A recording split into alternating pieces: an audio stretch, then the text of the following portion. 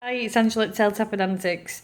I just wanted to kind of talk a little bit about positive reinforcement. It's kind of a bit of a buzzword in dog training. It's kind of becoming more popular now in things like schools and workplaces. And I just wanted to talk a little bit about it and kind of just get you to kind of get around the scientific term of it. So basically, the more scientific bit that we're going to get here is it's from the quadrant of operant conditioning, okay? And that basically means what we're looking to do or achieve in a situation is where we're going to add something that's something nice or a benefit to strengthen a particular thing. Now, in this situation, we can use this on people, children, dogs, cats, lots of other animals. Basically, colleagues. It pretty much works on everything. It's all based on psychology. Now, it only works when you get the right something nice.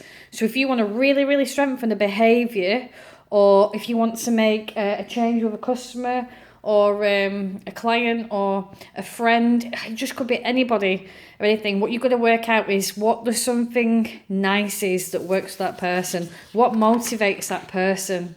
Now, when we're looking at customers or friends or family, generally people, like nice things like beer, wine, cakes, maybe money. Some people just want a nice like acceptance and, appreciate just a thank you. Some people just want a bit more attention, love, and let's look at kind of what dogs want.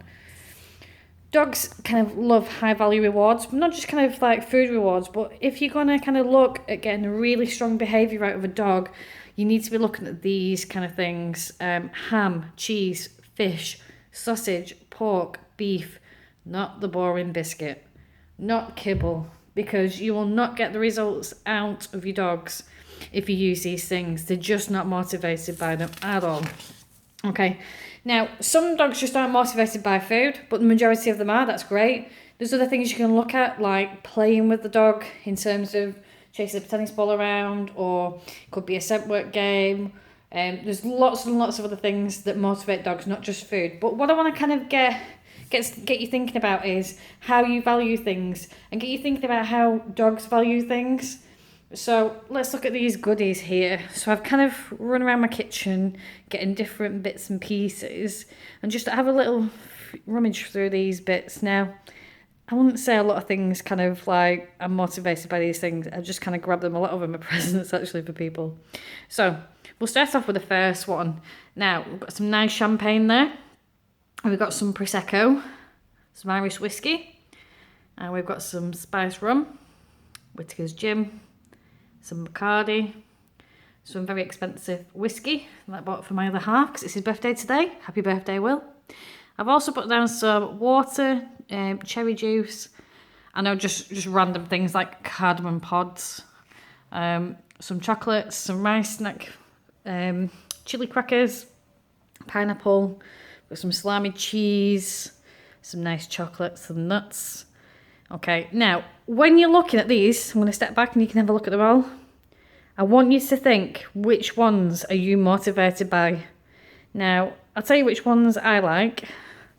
Like the Prosecco, maybe possibly the champagne, but I can't say I drink that a lot. Possibly the whiskey, but none of the others, thank you very much.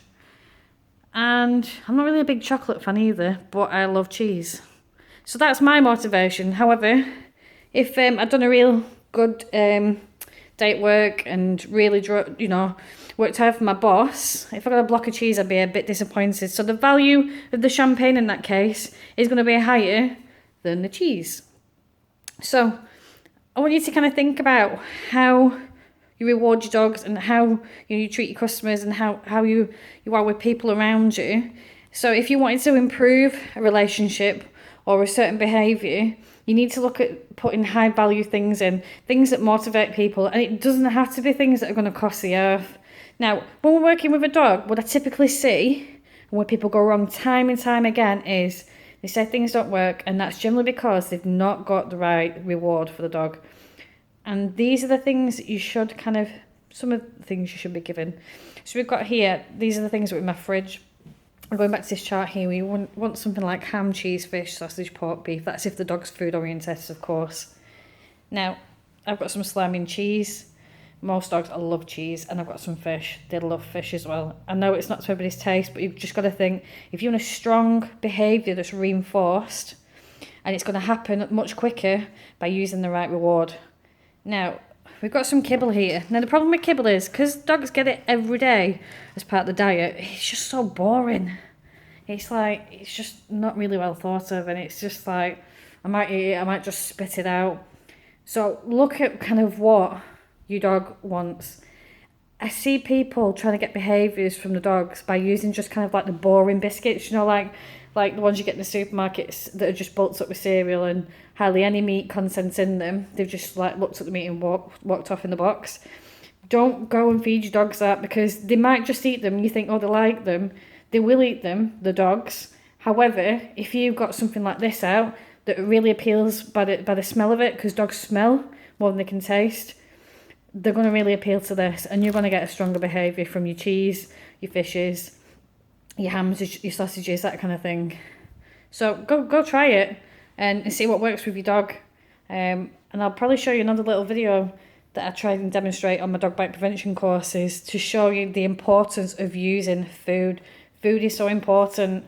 It's one of the needs that a dog needs to kind of survive, and it just makes a massive difference in dog training. Just getting the right motivation. Again, you need to go out and get a little sheet, try different things, and see what your dog thinks. Bye for now.